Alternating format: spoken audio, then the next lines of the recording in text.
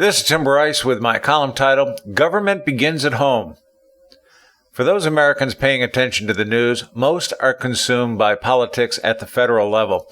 There's nothing wrong with this, but as I like to remind young Americans, government begins at home. By this I mean government affects us first and foremost at the municipal and county levels. If you have a fire, you contact the local fire department, not a federal agency.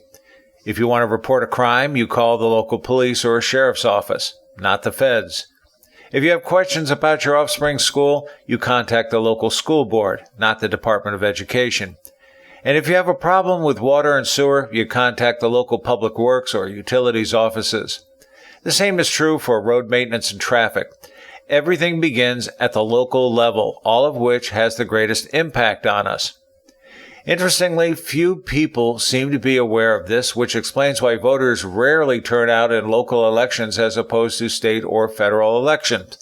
Because of this voter apathy, it is easier to seize political control at the local level, and quite often politicians slip a tax increase by in these poorly attended elections.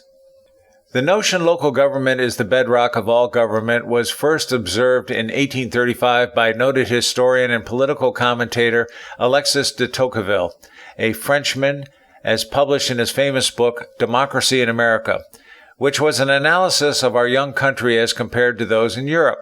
This was based on his travels through America in 1831 and 1832. The book, which is frequently referenced even to this day, contains his observations on the young country, everything from its geographical layout to its culture, and particularly its new political system as a democratically elected republic, as opposed to a monarchy.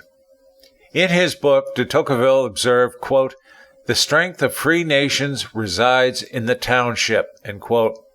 Whereas European countries at the time consisted of monarchies and a top-down approach to government, America had employed a bottom-up strategy instead.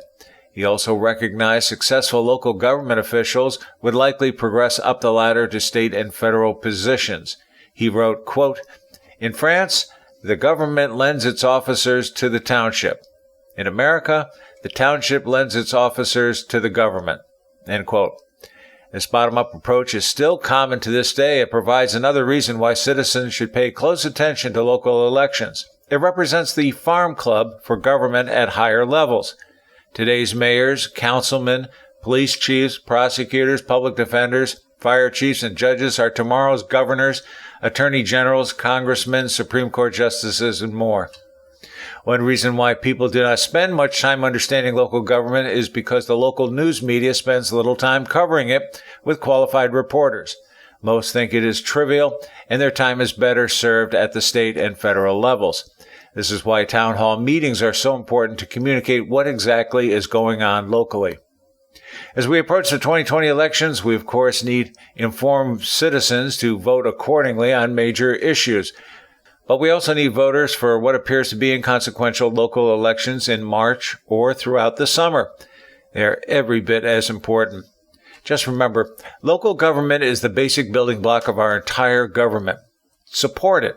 Don't ignore it, as it has a great bearing on our lives. Friends, keep the faith. It's Tim Bryce in Palm Harbor, Florida. Follow me on the internet at timbryce.com.